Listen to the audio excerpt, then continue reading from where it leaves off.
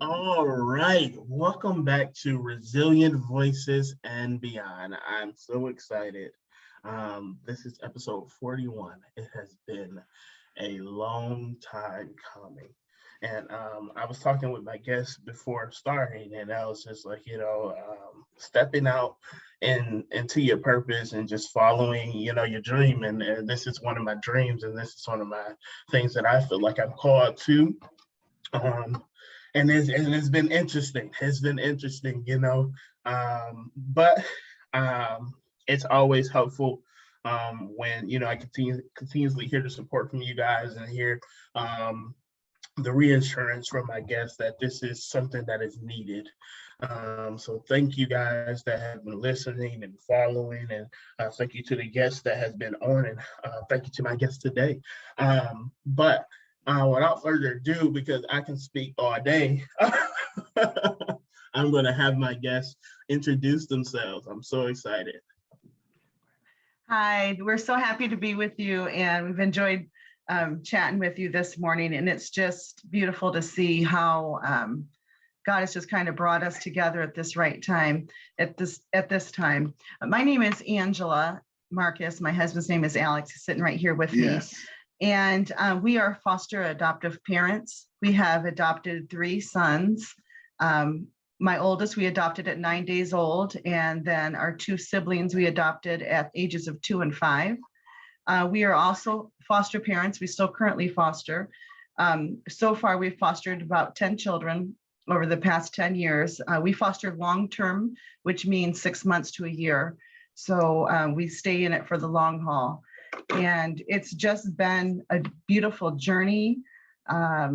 We believe in it wholeheartedly. We believe that this is what God has meant for us to do, and many other people also. Yes, and we are also pastors of a bilingual church, English and Spanish. One of the interesting things of all of our foster children, they leave knowing Spanish because that's my primary language, is Spanish. I was born in California. My mother's from Ohio. My dad's from Mexico. And I was reared most of my life in the country of Mexico. My dad is a pastor. He's a pastor, and also we went as missionaries in Mexico. So I spent 21 years of my life on the mission field there in Mexico. I met my wife in Mexico, and we got married, and I took her back to Mexico as missionaries. And we lived there for 9 years in Mexico. So it's been a great life, yes. And I currently work for AT&T Corporate.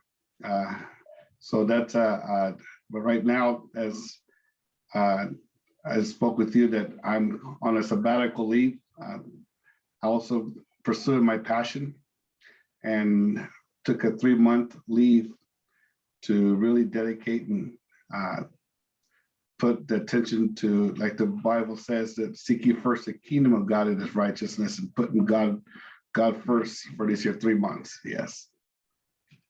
That's awesome. Thank you, guys. I hear myself.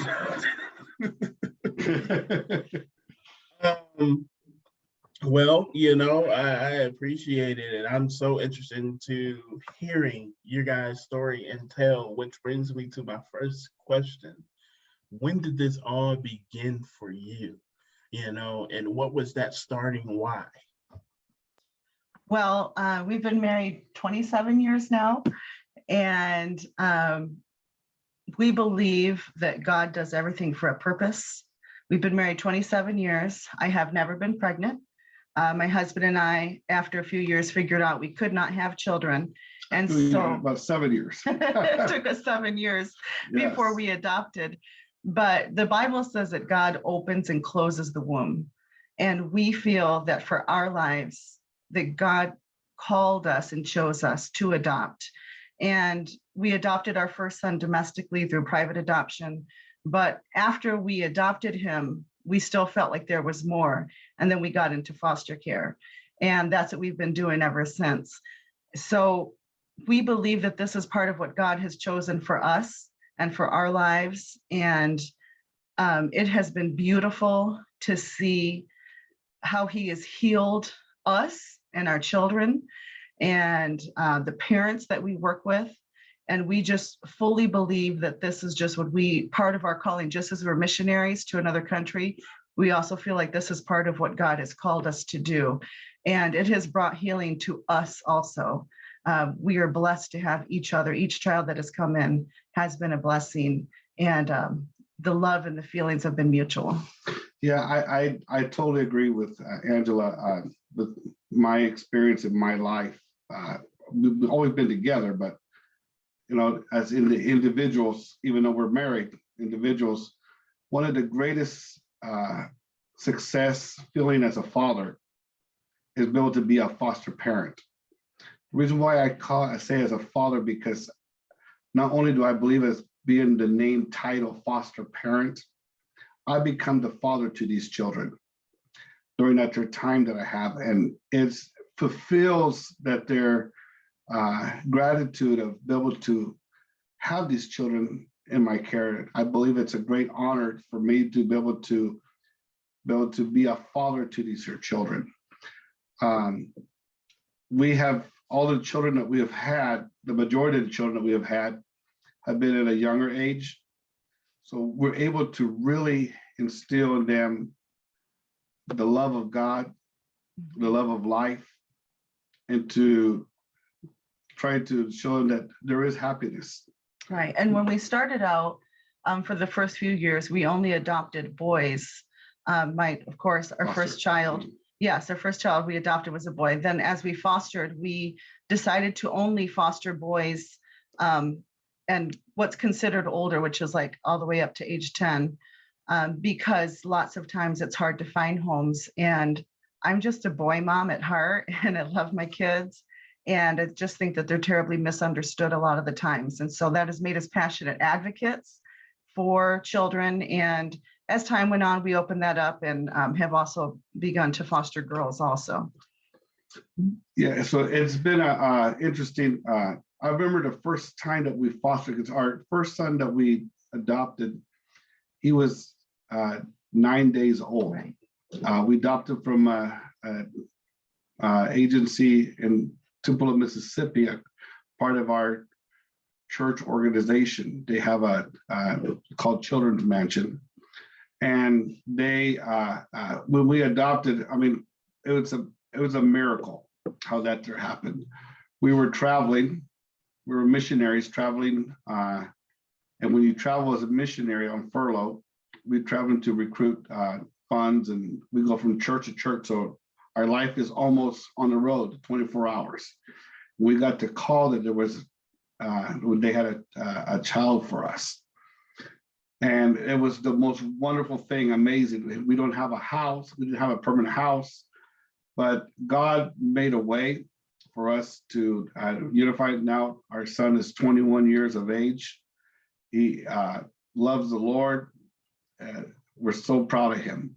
But yeah, it was, that's where it all started at. When I held that first baby at 2 years of age as a father, it just was wonderful. Right, at 9 days. And honestly, I can say that the happiness and excitement we felt from the call from our first son, we feel with every single placement. Yes.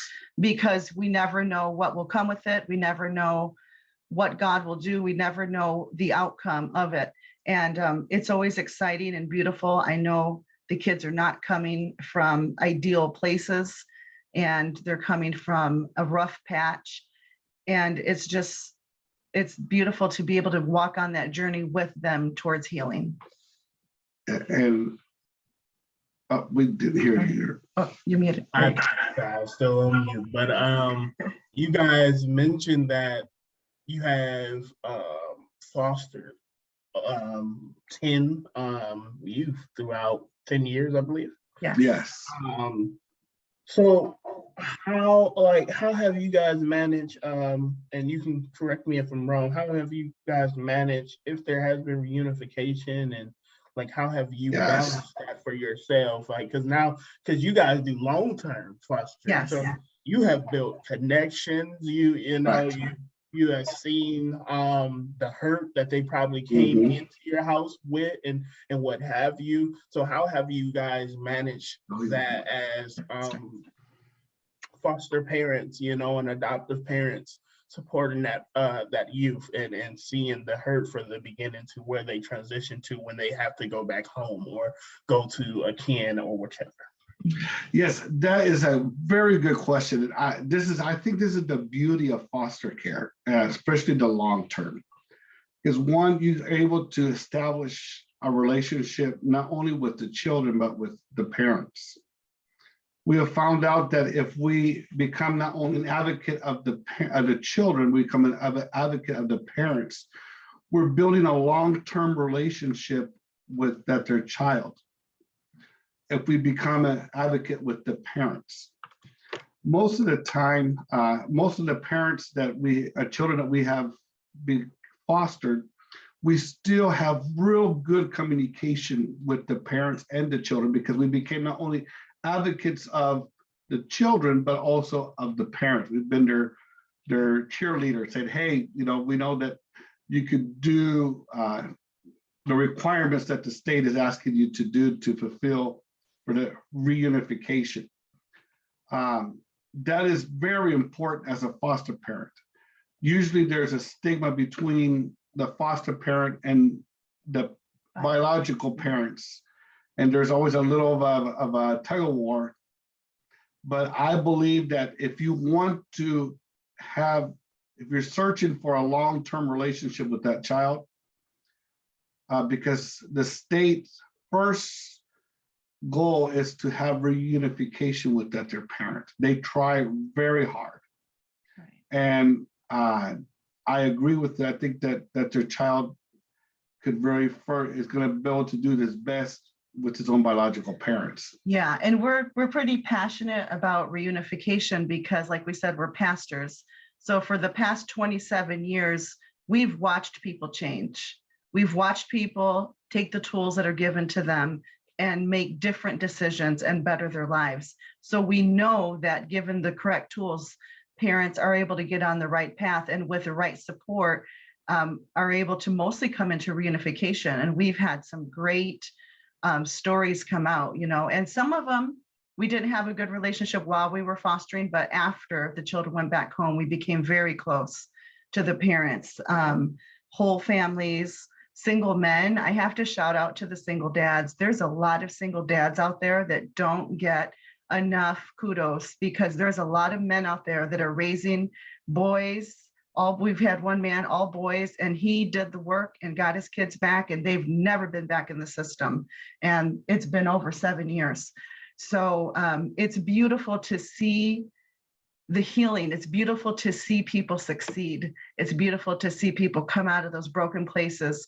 And lots of times, you know, it's true what you say. And as a mom, you know what happened, you know what condition the kids are coming in, and it's hard, you know, to have to divide that mama's heart, you know, and still love on the parents. But lots of times when we get past that and we look at the parents, we see that same little boy or little girl in their eyes, and we see the same cycle that a lot of them have been following. And it's so nice to see people come out of that and succeed. And the question's been asked, does it hurt to see those Absolutely. children be back? Oh, it breaks our heart. Heartbreaking, yes. Yeah, I mean, I cry. Every time. And I'm a man, and I do cry because we love these children. Yes. And I believe if it doesn't hurt from the inside, when they go back, I haven't done my job correctly. Because I love them like they're my own children. Because God has put them in my hands, and I am accountable for them during their time that they're with me. And I want to do my best to be able to make them feel the fatherly love. So when they go back, they know what to expect from their dad. Because maybe they didn't have that relationship with their dad when they left. But I want them to know what it feels like to have their love. Like I said, I mean, I'm even crying right now. It really touches, it really breaks our heart, but we're so happy. And do we feel that every parent is, that they're ready to go back? No. But we know never ready to let them go. but I do see how God works with the children. God works with us. It's an ongoing project or ongoing, let's just say project. It's an ongoing thing that it just doesn't end there, because the foster officially ended, but the relationship has not ended. The soul has not ended. And we keep on reaching out and we keep on helping. So that's what makes it feel good. Yes. I like that. You guys, and what I'm capturing is why these boys come into you guys' home, these youth come into you guys' home.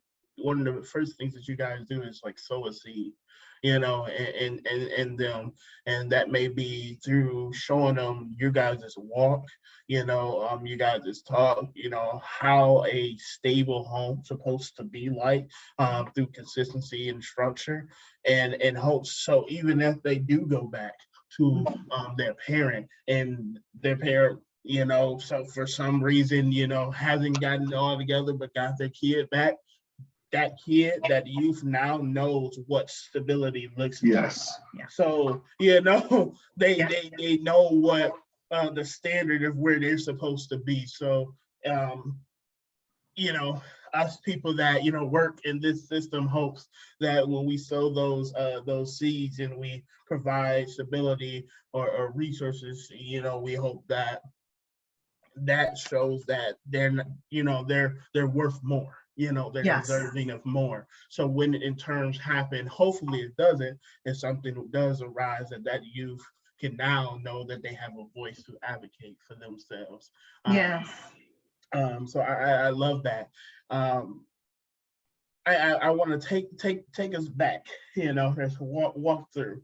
You guys have gotten a call that a youth need placement. What does that look like for you guys, when you get that call to when that kid comes to your door that first day? Like, what kind of tips do you guys use and everything like that to prepare? How do you approach that first day being together? If you guys can walk me through that. Sure. I love this. This is the wonderful thing. And I understand that you said child, but today's day that we live in is usually more than one that come together. Yes, there's a lot of siblings. Because we have boys, so we have siblings. And our since we have boys, we could take more than one. Our house is weird. Our license is available for 2 siblings together. So we can have more than one. The first thing that we try to do is our boys that we have adopted now, they always are part of this too, because this is a family thing. Yeah. Fostering is just not the parents. Fostering is also the biological or in our case, our adopted children. Our children also get involved, and they assure the foster parents or the foster children, hey, I've been there, I know where you're coming from. And they minister to them as a child, as part of part of the experience that they already had with us. And they let the children know, hey, dad and mom are great people. They're going to be on your side. And right. So that's the thing. And we try to prepare the room for them. Right. And because our kids are so involved, it allows us to step back. The majority of the kids are coming because the adults have failed them for whatever reason in this time. And so most of the kids don't come in just trying to attach or trust the adults that they're coming to live with. So we will come in, we will welcome them, we'll show them their room, we'll make sure it's simple. Don't try to overwhelm them, just simple, clean. This is your room, this is your closet. We'll ask them, do you want your door open or closed at night? Show them where the bathroom's at. And then we back off. And what helped us is our first placement was a young teenage man. He was 13, and he had been to 9 homes. And he told us, he said, the hardest part is going to a different home every time and learning new rules. So we try not to overwhelm them with a list of this is how it goes down at this house. We just kind of leave it alone, tell them, we've got a security system, and we verbally remind them constantly, you are safe here. This is a safe house. Nobody's going to get in. And, you've got locks on your windows, an alarm on the door. You are okay. No one's going to come after you. And then we kind of step back and the kids will step in. And because unfortunately, because of a lot of neglect, a lot of children have raised themselves and they feel better talking to the kids. Where's the pantry? Where's the bathroom? Am I allowed to get a snack? And we'll just kind of step back and let the kids kind of, show them the ropes, show them where to go. And of course, we're always there listening, but it is definitely a family effort. Yeah, and then I try to make the rules simple for when they get here, when they first get here. Rule number one, there's no running in the house. Because we have younger ones. Right. And then rule number two, there's no yelling and shouting. And then they always worried about making a mess, about dropping milk or whatever food or whatever. I just say, if you make a mess, we'll just clean it up and it's done. those are the rules. Right. If you make a mess, we just got to clean it up. And that's kind of our life. That could have been our theme. If you make a mess, clean it up, fix it. And we all kind of pitch in and help each other. So really, I don't try to overwhelm with rules. I think every child knows what, because they know what good behavior is. We call it the honeymoon phase. When they first come, they want to impress us, and we want to impress them. Because they don't want to be moved around. And we don't want that either. And that's the biggest advocacy that we try to do, is to help other foster parents to get the support that they need so that they don't get stressed or overwhelmed and send kids off to a new home every 2 weeks, every month. It's not fair to the kids. They haven't asked to be in this position, and we're pretty vocal and passionate and advocate a lot to the parents to get the help you need and get the support that you need so that you can help the kids. And then, as being a pastor, well, these kids automatically become preacher kids, right? Pastor kids. Yeah. So at church, we get them involved as much as we can if they want to be involved. Yes, and it's true. We are sowing seeds. We've got some little preachers, our girls and boys that have come through here, singers, speakers.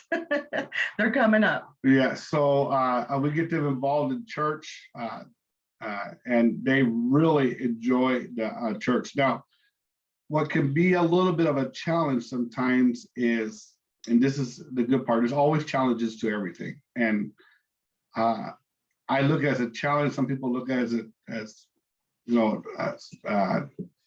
a challenge. They look at it, okay, this is a problem. No, it's a challenge. And I see one of the challenges sometimes is schools. I wish that there would be better opportunity for teachers to understand what foster children are when they come to public schools. I don't think they understand. Maybe they don't understand the background or why the child maybe be acting out for something or having a problem in school, because they have no stability. They know this is another place where they're coming from. And then also the academic aspect. Usually when they come into the foster care, is because also that academic aspect or them is not great. And they look at us and say, well, what are you going to do? And we try to work with them, and it just sometimes can be hard. But thank God that now the school district that we work with for some time, they have understand that when we bring children in, that they're foster care and that they understand, what we're doing. Usually we have a teacher now that we've worked with, I say, for the last 3 foster children that we've had. So it's been a great experience now there. I also, we don't really have any, the children that come with us, we don't really see that much of a challenge. I just remember the first young man that we had fostering was we accepted him into the house. And when he came to the house, he brought a backpack and a trash bag full of stuff, his stuff. He loved the Fortnite stuff. So anything that had to do with Fortnite, he unpacked. And I didn't understand. I never had a 13-year-old. At that time, my oldest son was, I think it was like 8 years old, or 7 years old. He was younger. And so I didn't know what I could do. It was our first placement. Well, he took out his stuff, and he'd been in the foster care for a while.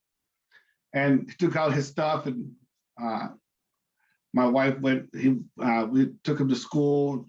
My wife went to his room and to see, what he had, his clothes and all that. And her first experience was he had a paper doll that was a paper doll, a size, human size. And he would sexually play out with that their paper doll. And man, that scared us so much. Like, oh my goodness, what did we get into? But as time went on, we talked to him about it. We found out his background, how he was molested. And that's stuff that he was background. So we worked with him, we prayed with him. It was a shock to us, but the good thing is that we reached out for help also. And also we asked God to help us. And when we were working with him, he looked at me, he says, I'd never known that a man could really give much love to their son like you do. I never had that with my father. Right. My father would just yell at me. He would just, whenever he wanted me to get close to him, it would be because he had some kind of motive with it. And it's just a beautiful thing. And those are days I wish I could go back and be with that there, still be with us, but he moved on to closer to his, he was from Illinois. He moved back to Illinois, closer to where his family is. But it was just a wonderful experience. But that was our first experience of fostering. And I told my wife, I said, if we were able to get through that, if we were able to make an impact on that, we could do anything.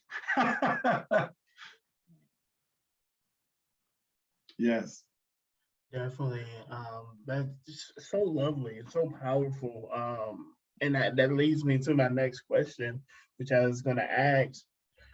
How do you guys deal with the different behaviors and personalities coming in and like you guys explained, like you have a process in dealing with that, but it's not always received by the school system, and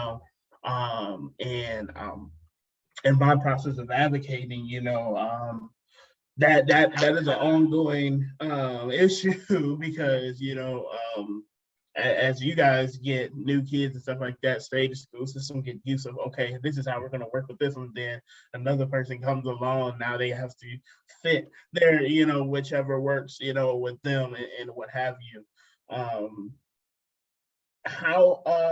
How have you guys tackled that aspect in your guys' home versus the community, having kids that may have strong behaviors and working with you guys' community, say for instance, the church and going out with family or, going to school and what have you, how have that been received and how have you guys explained in certain circumstances? Yeah, that's very good. We are blessed in our church to have some foster care alumni, and they take our babies under their wings and protect them probably as fiercely as we do. And it's nice for our kids to have people to look up to And to see them, people like you to say, I can make it, I'm going to be okay. And it's beautiful for them to see people that are just living successfully, that got a roof over their heads and a job and a car. In this school, you know, I'm the mom, okay? So I'm Mama Bear. I have a love-hate relationship with the school sometimes. But we have to be very careful, first and foremost, because we don't want our kids put in a vulnerable position. Like my husband mentioned, a lot of our kids have come through terrible abuse, terrible sexual abuse. And we don't tell the schools that, we don't tell our church people that, because we don't want, well, first of all, there's HIPAA laws.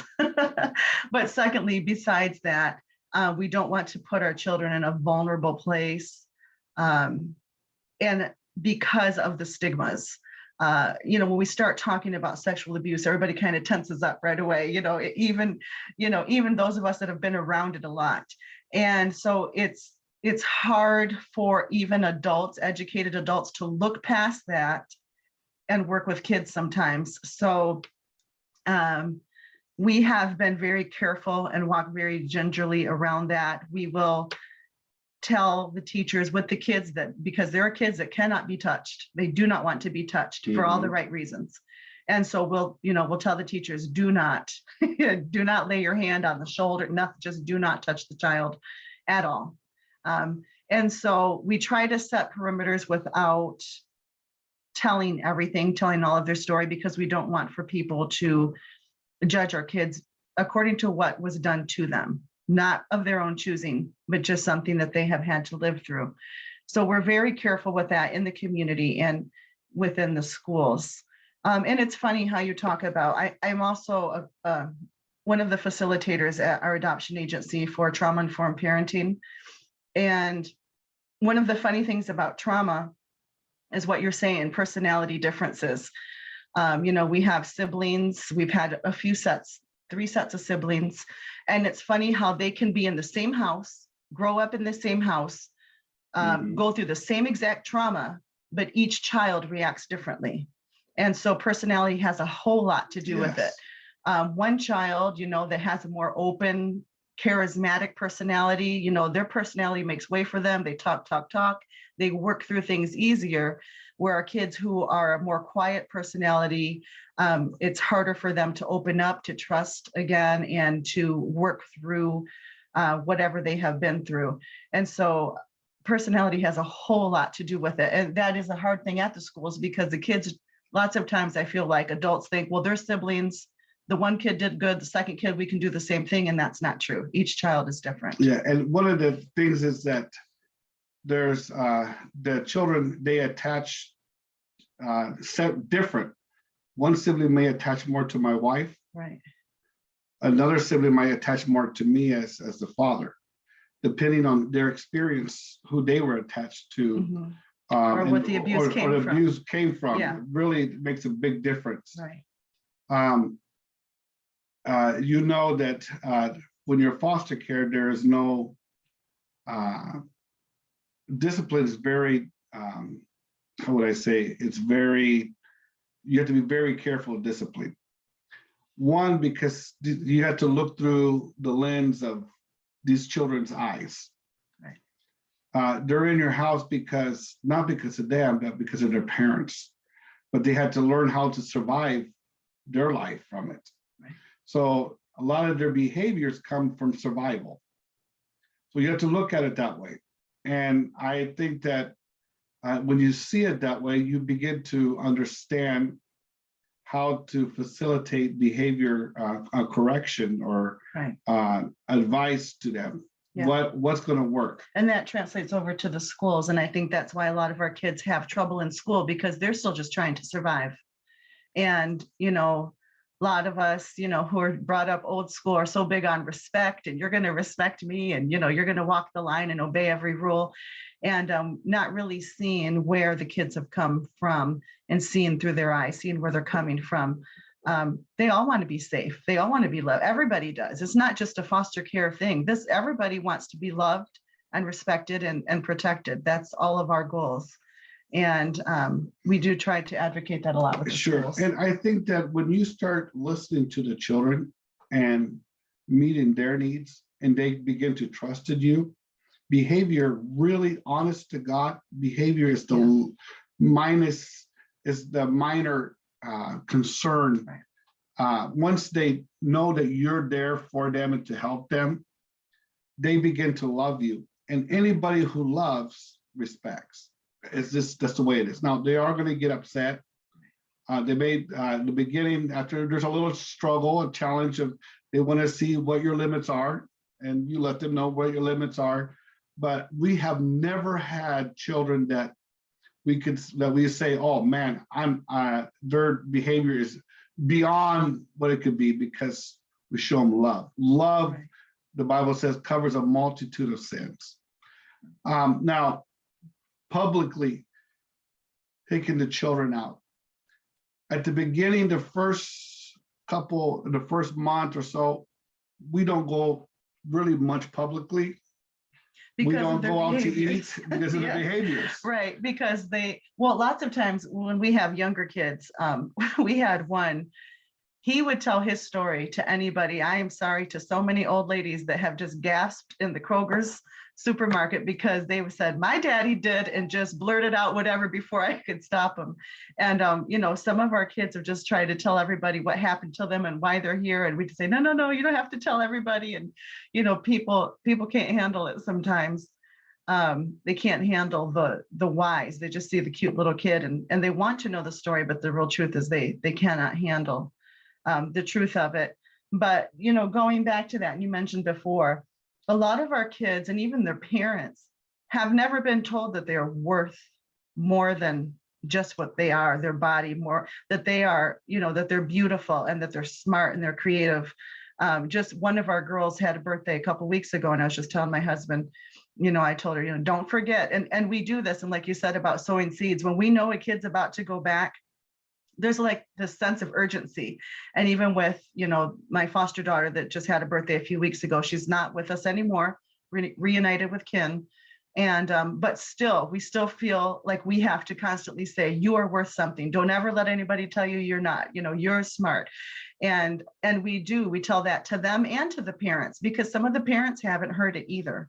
And we try to let them know that everybody is created for a purpose.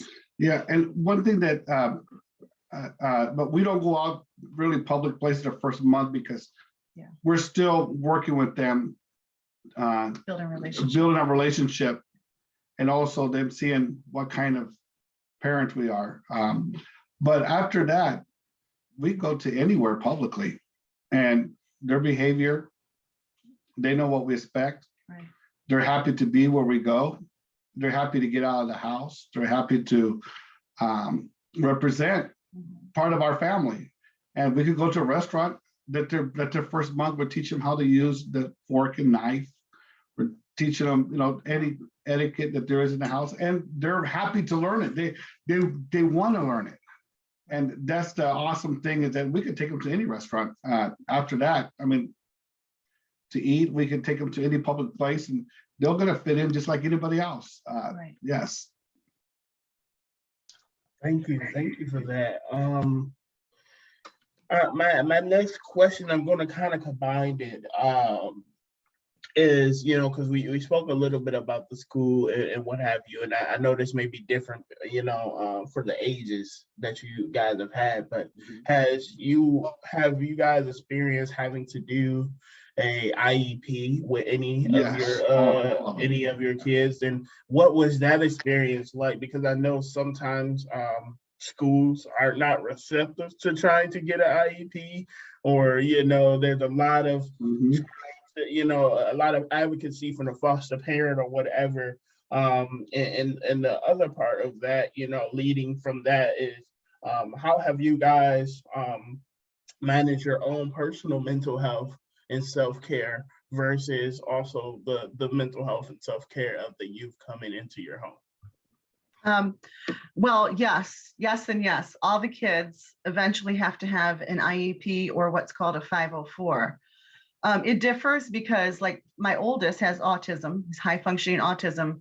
So it was easy to get an IEP for him. Matter of fact, the teachers were chasing me down. I wouldn't sign off on yours for it to get an IEP. But my other kids who have had PTSD or attachment disorder, it is hard to get the help, even ADHD. It's hard to get the help because those are not qualifying usually for an IEP. But you can get a 504, and that is more emotional and mental health. But you have to fight for it. I have had to fight the school district on one of my children to the point that I had to pull him out and send him to another school district just to get an IEP, because the emotional trauma was so severe, he couldn't even sit in a class. He couldn't even sit. Matter of fact, he is being homeschooled right now. So sometimes it's easy when you have another diagnosis, but when it's just the emotional trauma, it is very hard because unfortunately still, and I'm glad that we're talking more about mental health, but unfortunately still, a lot of places will not recognize mental health as a real need and disorder. A lot of our kids do need 504s because of the anxieties or fears that they are still dealing with. The PTSD is huge. And so there's a lot of advocacy that we have to do with the schools. And luckily, I've had other foster moms tell me what to do and guide me through, do have to pull them out, go to a new school district, do this. And so I've been blessed to have other moms kind of guide me along the way and help our kids. And my child that's not in public school anymore is just flourishing, completely flourishing. And, I'm sad that that school couldn't see it for him at that age. He was very young, kindergarten, first grade. They couldn't handle the thought that a 5-year-old had that much emotional trauma. They just could not wrap their head around it. And so, and even though they were supposedly trauma trained, unfortunately, we're not open-minded enough to be able to help him in that aspect. And so there's times where we have to make those decisions as parents that, you know what, we're going to go ahead and just take matters into our own hands. And when we can homeschool, it is a good thing. My other kids are still in public school and getting the help that they need. But, it's very important. As for me and my mental health, I'm going to tell you what, my kids have had play therapy, they've had art therapy, they've had, trauma therapy. And I am not ashamed to say that I would easily take up a few minutes every session and pop in there and get my help too and talk to the therapist myself and also talk with other people besides afterwards. We are huge on therapy. We're huge on support. We're huge on counseling. You have got to get that out. My husband just taught Bible study last night. Confess your faults one to another. We have got to open up more to each other. That is the way to and the road to healing. Yeah, I mean, I believe that everybody needs a mentor. I don't care how old you are. You need to have that person of confidence where you can talk to and be able to open up and let them into your feelings. And I say feelings because you can't let nobody know. They can't see and you can't tell them, but they can feel what you say. Let your feelings open up. And let them know your shame and let them know your happiness and let you know your anger. All of that, it's just your feelings. That's why I said they have to open up and let people know your feelings. Mm-hmm. I, as a 50-year-old almost, I have my mentor. And because I need somebody that I could talk to. Obviously, I've been blessed with a wonderful wife that is very understanding and helpful. She's my first mentor that we go together, but sometimes we need somebody outside of the box, outside of the family, right, that you could go to, you could get help from. And that's been, I guess, our best therapy that we could have. Right. But that's the way that we cope with it. And then also we do a lot of reading. My wife does a lot of reading on foster parenting, children, behaviors. And one of the biggest things that even in adults, I work at AT&T in the retail store, and we get public behaviors from all over the place. I tell my coworkers, be careful. just because somebody is a little different than somebody else, when they come in with, and I'm talking about behavior wise, I'm not talking about talking about behavior wise. You never know, they may have autism. They might have a disability, and here you're treating it as bad behavior or as rudeness. And it's just the way that they cope. So I think that that is something we have to be aware of. Not everybody that seems rude or seems this autism, you could easily confuse autism with rudeness, because, and it's not really they're trying to be rude, it's they have disability that you need to help with.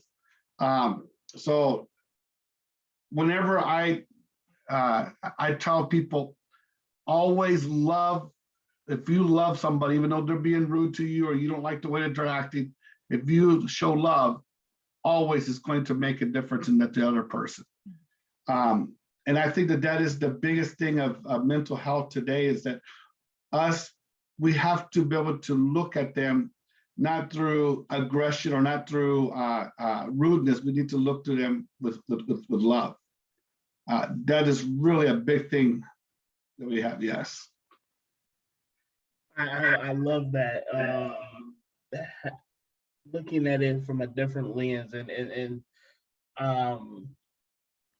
understanding the social aspect of it. Like, you know, when you're meeting someone, you know, in a fostering or even in a public, you know, take a step back, you know, ask yourself several different questions, you know, and I live off the motto, you know, because I work with many different people and with many different backgrounds, and I've gotten cussed out and in whichever, you know, I when I was working in the residential, I had some difficulties, you know, because when you're getting told hateful and racist things, you know, Yeah. it can start to hurt, you know, and Sure. and what have you. So I use the analogy when people would do that to me in society, I was just like, you know what, have a blessed day. So in saying that reminded me, okay, now look, you know, you're walking a walk. You gotta remember that, but also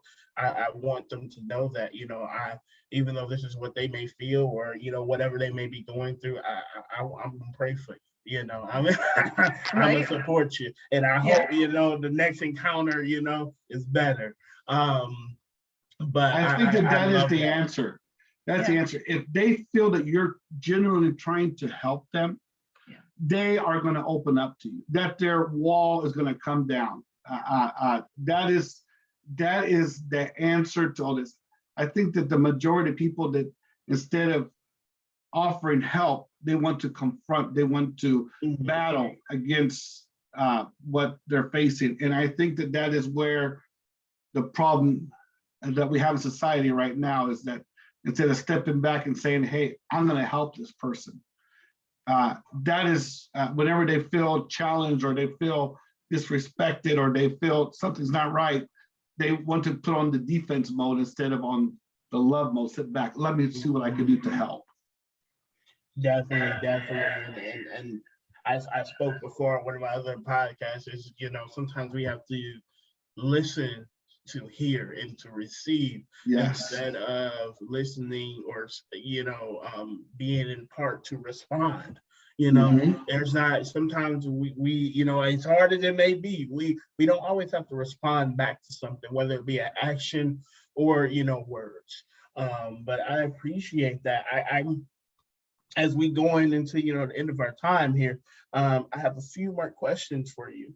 And my next question is, you know, COVID has affected us all in many different ways. And I'm interested in understanding what that experience has been like for you guys, fostering and, you know, still, you know, doing your guys' job, pastoring and supporting your adoptive kids in your home and everything. So what has been that experience for you guys? Have there been any things that you have to switch up or change up? Everything has changed. our world was turned upside down.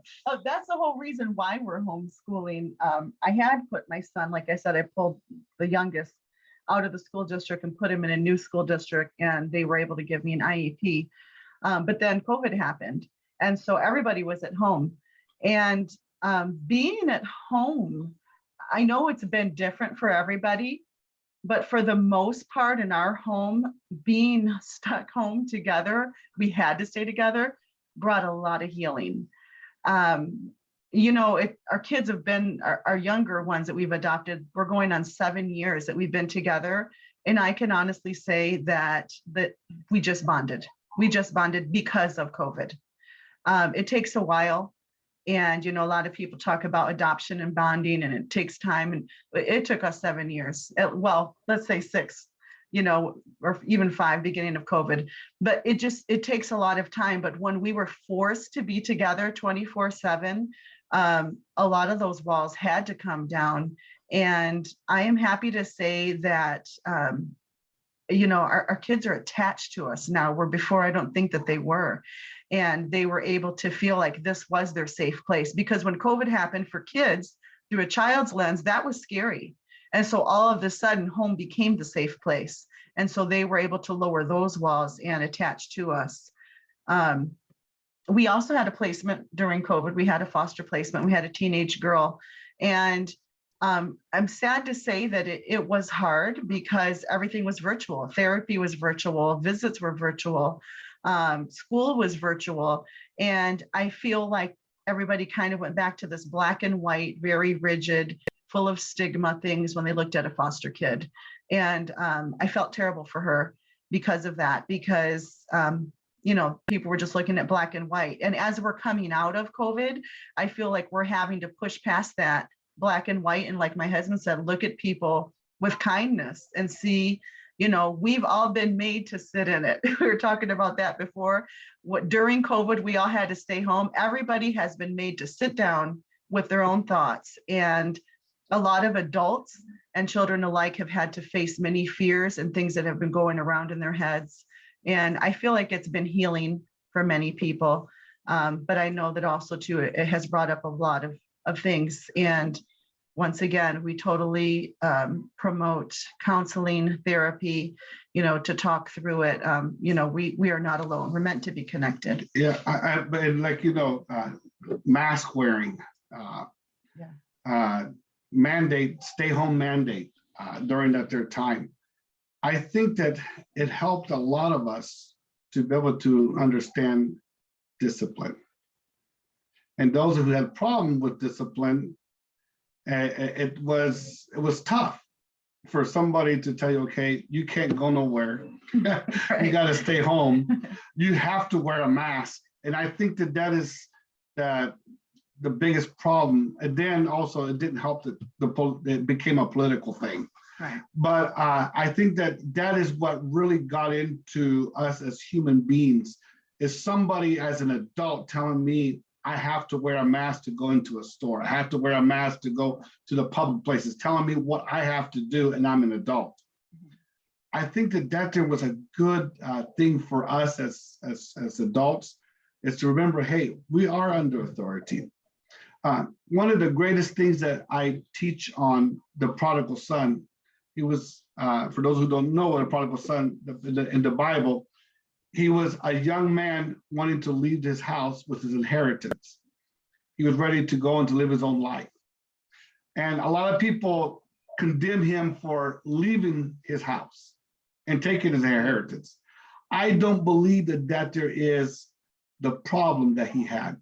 The problem is that he left the covering of his father. That is where he went wrong. Not because he left, because every man should make his own home. And every man is made to make his own home. I think the problem was that he left his covering of his dad. He wanted to do his own thing. He didn't want to be under authority. He didn't want his dad to tell him, okay, be accountable to anybody. He wanted to be his own thing. And he lost everything because of that. And I believe that the society that we live in today, everybody believes that we live in a free world, freedom of speech, freedom of this. You have to be careful because there's a fine line where then it becomes rebellion.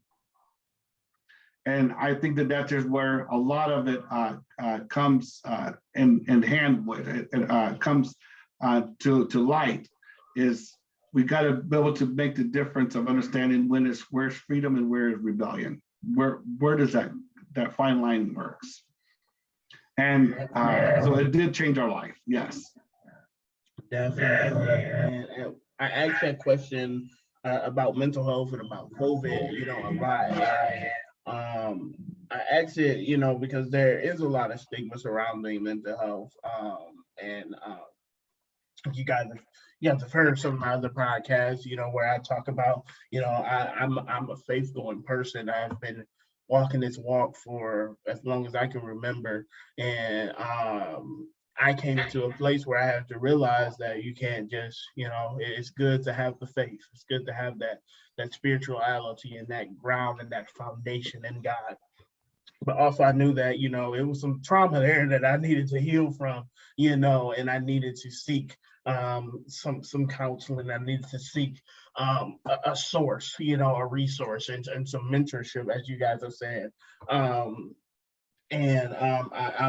glad that I've done that, and I think mental health and COVID kind of intertwines together nowadays, because people has been faced with things that they have put off, and they have covered themselves well, like, I got to work, I don't got time to deal with that.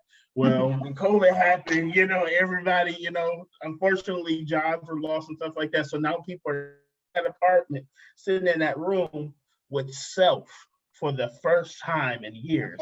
And they're realizing things that I really need to figure something out. Like, I can't live like this anymore, and they're starting to have those conversations in their dialogue with their children or with their siblings or with their parents that have been put off for years, and I firmly believe by continuing that conversation, it doesn't stop.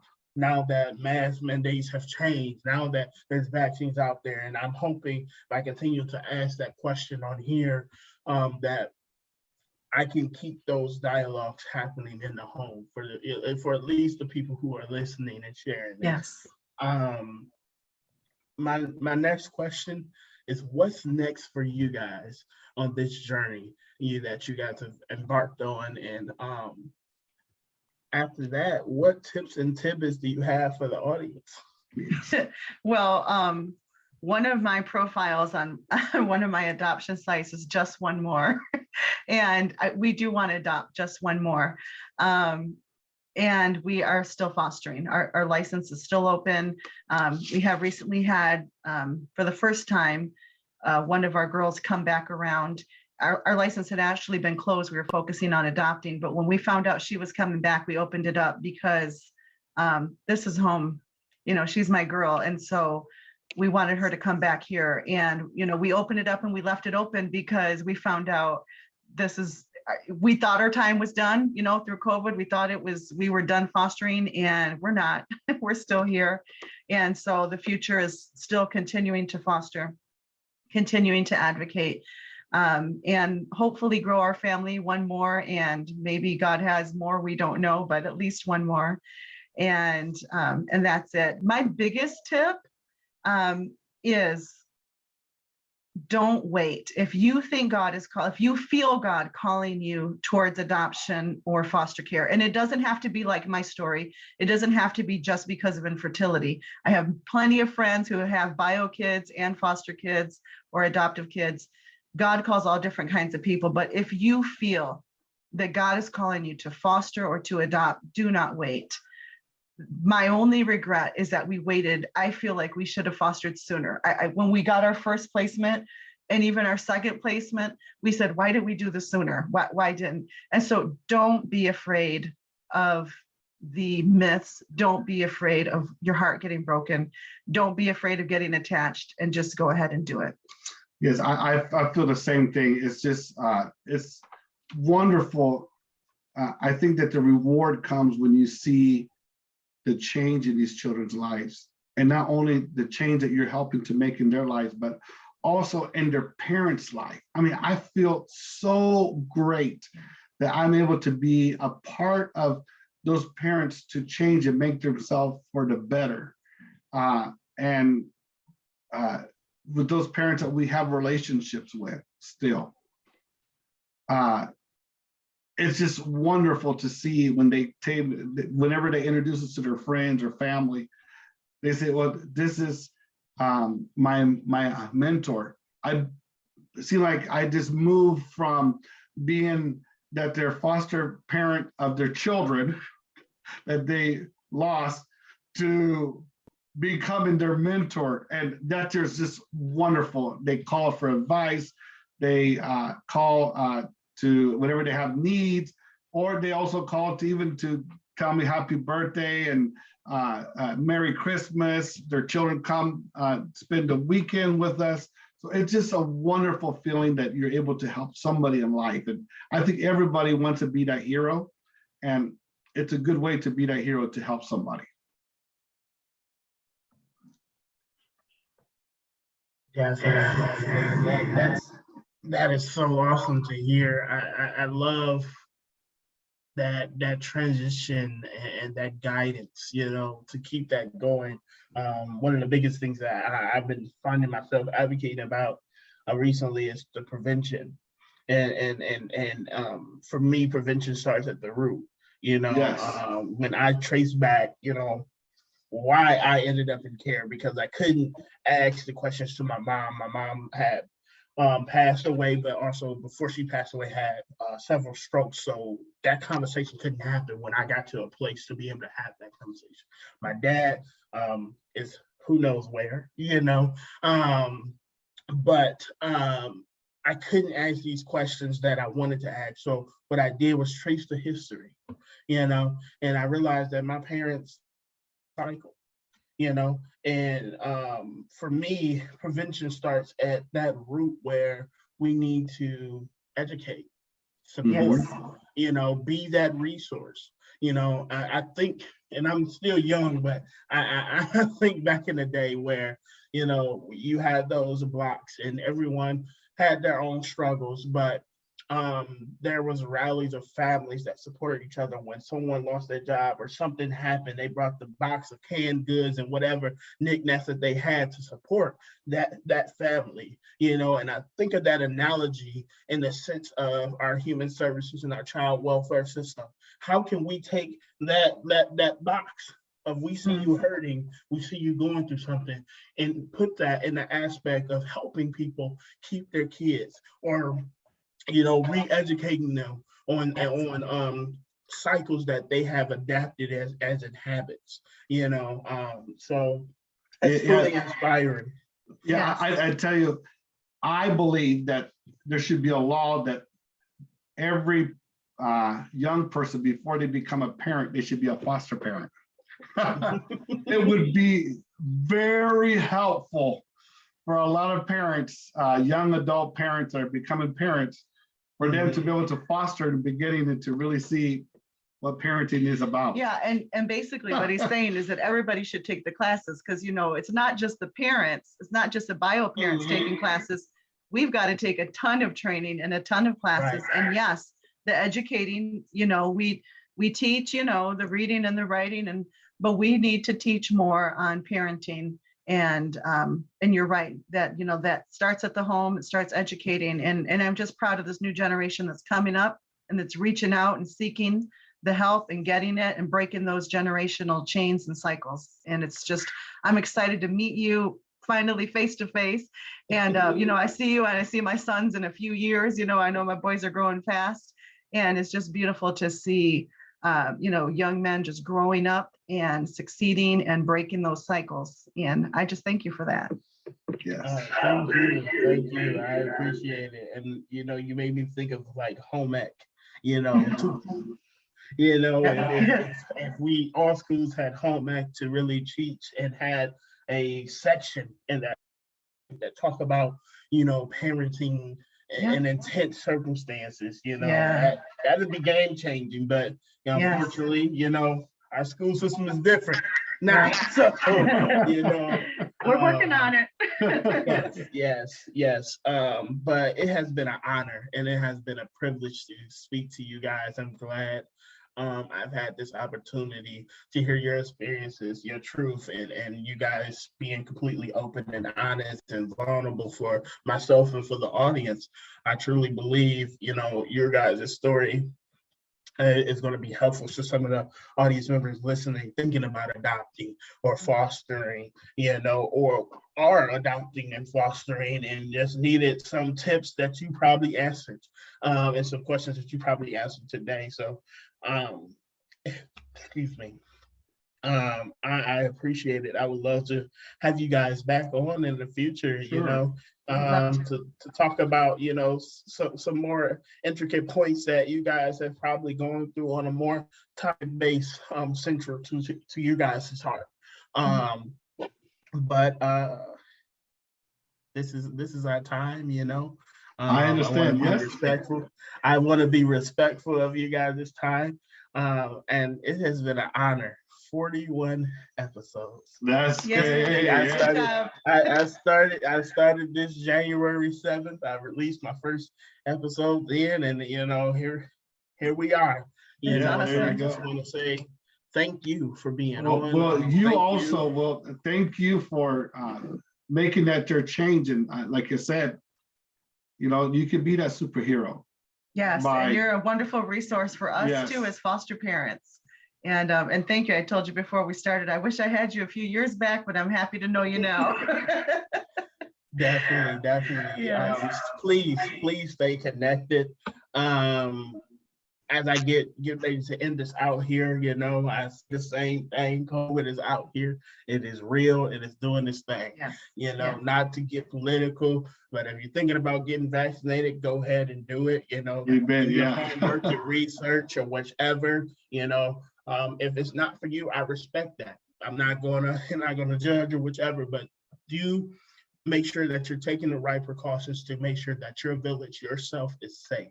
Whether that's wearing a mask, whether that's, washing your hands a couple extra times, whatever. It takes all of us to take care of each and every one of us. So, Yes. take that time, think about it. We're in a time where we have to be socially conscious of each other, because if we're not, we hurt one another, and I say that in the other aspect that mental health is real. Take that opportunity, if you're spiritual, if you believe in God, go speak to your pastor, go speak to your mothers and your brothers in the church, whatever. If that is not your story, I respect that too. Go speak to your therapist. There's art therapy, is that, there's axe throwing, there's, some smash rooms, whatever, if you need to help you out, but not doing nothing is hurting us as a society. And I'll be straight to say this. Some people gonna be mad, but we can't live like that no more. That's right. We're seeing cycles of things continue to happen and pass down to our children because of the things we have not dealt with. So let's try to do better out there, people. But this has been a pleasure to be able to be here and to continue to get these episodes out to you guys. I hope you have a good night, good morning, good evening, good whenever you're listening to this. This has been Resilient Voices and Beyond. Thank you.